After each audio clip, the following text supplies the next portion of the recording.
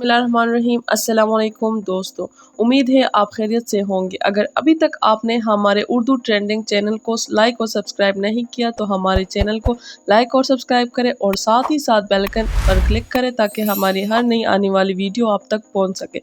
तो चलो दोस्तों स्टार्ट करते हैं अपनी वीडियो। जापान में खाने के लिए दी जाने वाली मछली अचानक जिंदा हो गई। खाने के लिए पेश की गई मछली पूरी तरह से पकाई नहीं गई थी। वीडियो सोशल मीडिया पर वायरल हो चुकी है।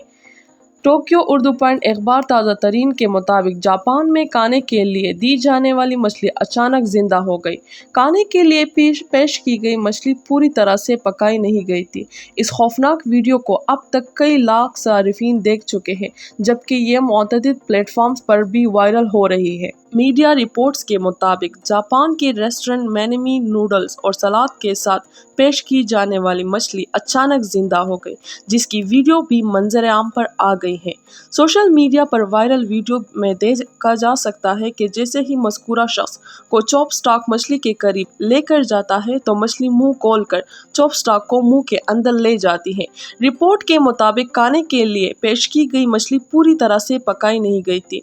इस खौफनाक वीडियो को अब तक कई लाख सारिफीन देख चुके हैं, जबकि ये मुतअद्दिद प्लेटफॉर्म्स पर भी वायरल हो रही है।